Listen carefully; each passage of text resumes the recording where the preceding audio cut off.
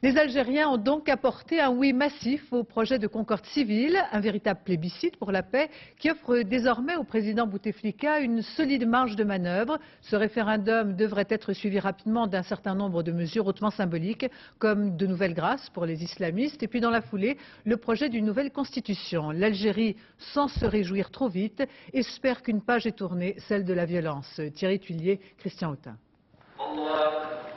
La mosquée Al-Ramma est trop exiguë pour abriter tous les fidèles pour la grande prière du vendredi.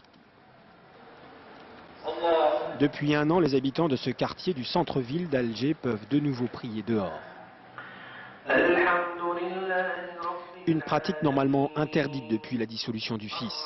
La différence avec le début des années 90, c'est qu'aujourd'hui la politique est bannie de la mosquée. Dans un pays où 99% des électeurs ont voté oui à la paix, le mot d'ordre est le même partout. Il faut se réconcilier entre nous-mêmes.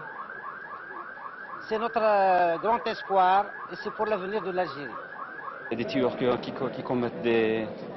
ont perpétré des massacres pendant 7 ou 8 ans ne peuvent pas du jour au lendemain cesser de tuer. Donc ça va prendre du temps, mais je peux vous dire que nous sommes sur la bonne voie.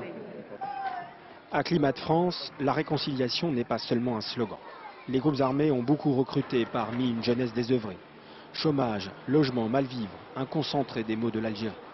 La paix est revenue récemment, mais pour qu'elle dure, les habitants attendent désormais d'autres initiatives d'Abdelaziz Bouteflika. Il y a des priorités.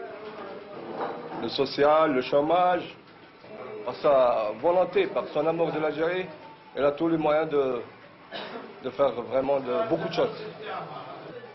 Nous, on veut bien vivre dans notre pays et en paix. On veut la paix. On a marre du sang qui a beaucoup coulé ici, surtout dans ce patelin ici, vous voyez. Le patelin, c'est Climat de France. Beaucoup de ces jeunes sont enterrés non loin de là, au cimetière d'El Kettar. Il a fallu 7 ans de massacres et d'attentats. 7 ans et des dizaines de milliers de victimes pour que la réconciliation s'impose à tous comme une nécessité.